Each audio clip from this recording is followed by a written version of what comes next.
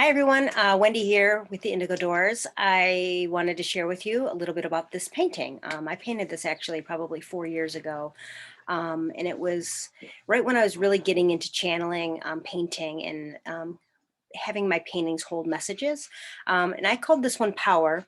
And it's interesting with some of my paintings because I can't necessarily, they're meant to kind of change me too, right? So if I'm in the middle of understanding something that the painting's holding, it'll take me a while until I kind of integrate those concepts into my own being.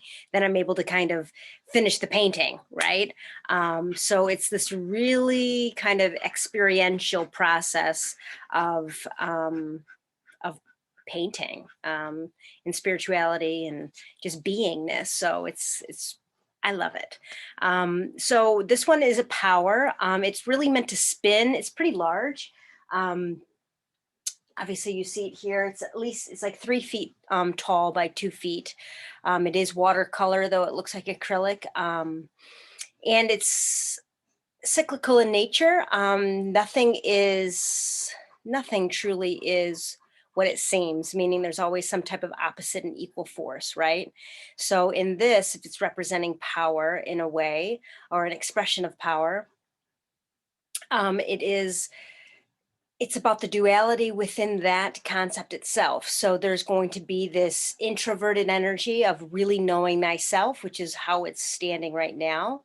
And that's represented here by this being that is half kind of raccoon. So the symbolism of what a raccoon is, right? You can kind of see the eyes. Um, Right, you can kind of see the eyes and the nose kind of forming. And it's really the idea, these are nocturnal animals, so really understanding and seeing in your own darkness, being able to kind of navigate that.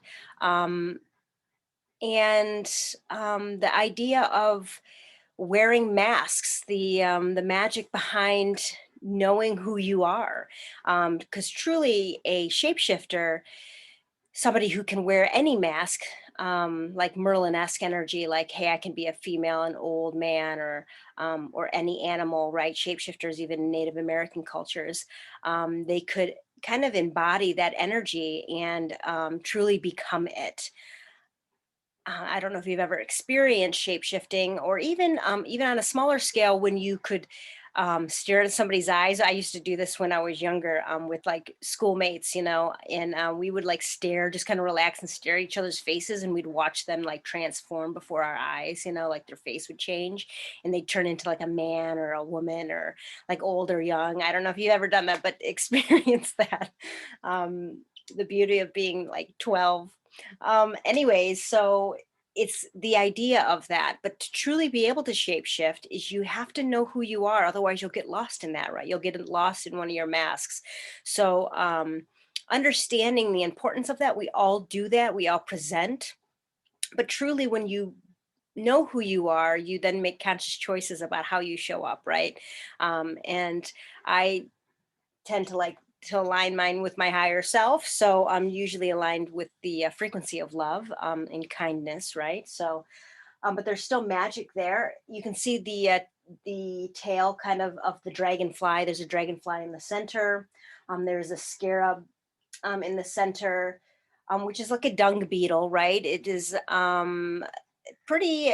It's a pretty powerful symbol through Egyptian times.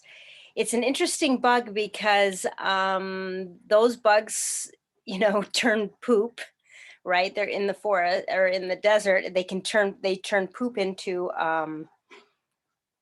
sustenance, right? And they like kind of roll around those big dungs, whatever. But it's the idea of turning anything into something, right? Or something that could be seen. It's like flipping our perception, in the idea, the power behind being able to almost manipulate how we see things, right? And because nothing truly is what it seems. So it's like, why not turn something that we see negatively into something positive, right? And spinning that and really recognizing that reality itself is this um, just fluid, has a fluid nature, right? So I really do love this. I like the symbolism and the overlapping. Dragonflies are one of the oldest beings that they say they exist how they are right now in dinosaur times. So in this way, I feel like it's like this thread of time just always existing, um, in our reality as it did then. So it's honestly this idea and this concept that we're all that is, right? So I really like the dragonfly, but it means more things too, right? The symbolism of what a dragonfly is, the mastery of the four, which is the physical reality. Um, but this painting is meant to flip, so I'll try to do that now. So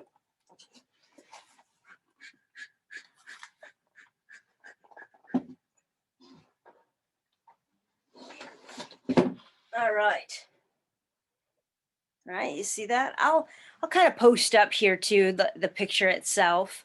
Um, yeah, so I'll try to share the photo now in a different way. Just give me a second.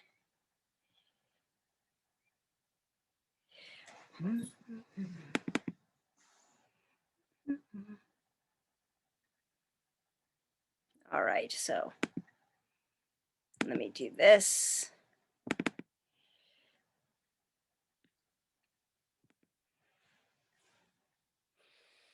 Okay, so here you can really see it. And here, top side as the lion, as the sun, is the expression. So this is kind of what we know of power now, how we really take our energy and send it out.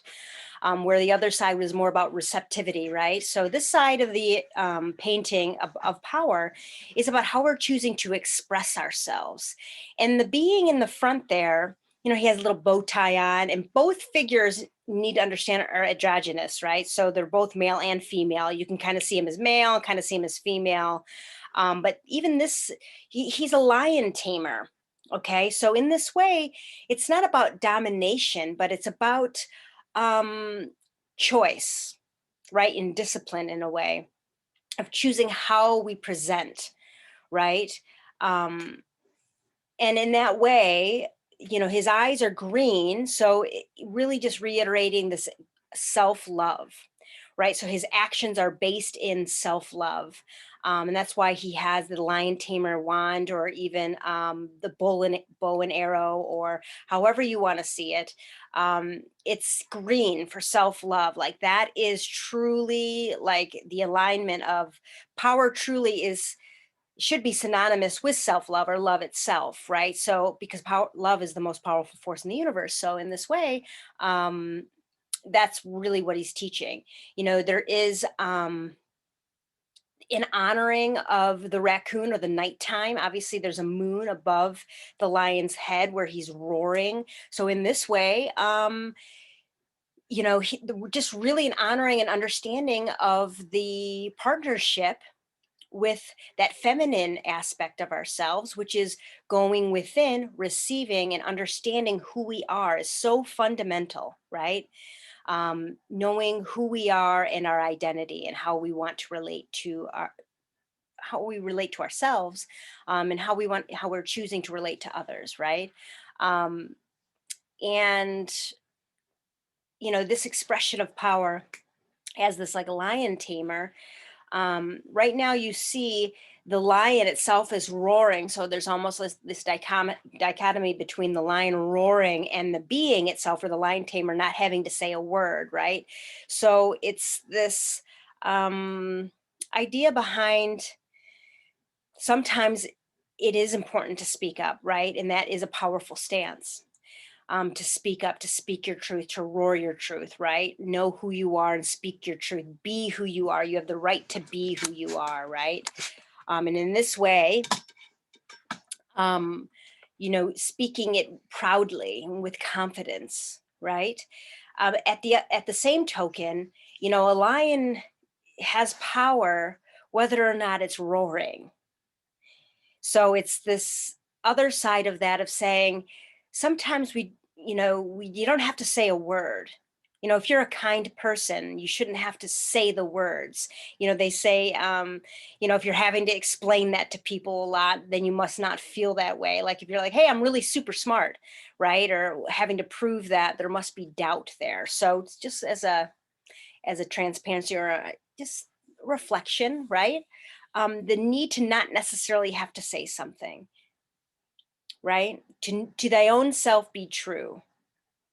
But at the same time, be you, be strong, be powerful, be confident in that. And in that way, roaring, right? Um, because we are all beautiful beings of light. So just owning that and recognizing that.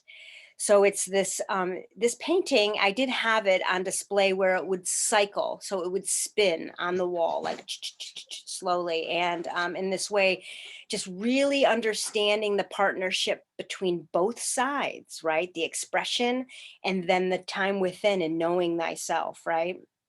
Because even on the bottom of knowing thyself, the raccoon part, it's red, right? So it's feeling safe, really feeling safe, creating a safe environment inside your head, inside your heart, even in your physical reality, right? Um, and in this space where all things are possible, right? Because now, if all your needs are met and you're safe, then there's this purple, obviously, on the bottom, which is your third eye, which opens you up to seeing that things aren't what they seem. So just like I was saying before, the idea of shifting the perspective or shifting the reality of things. So power really is all of these things and more. It's like storytelling. I'm trying to talk about something that's really hard to just point out. It's not a linear thing, right? It's magical. So, anyways, I hope you enjoyed it. Prints are available. So, if you'd like one, just click the link and I'll either ship it out to you or you could pick it up if you're in the area. And I look forward to sharing with you more. Take care. Bye.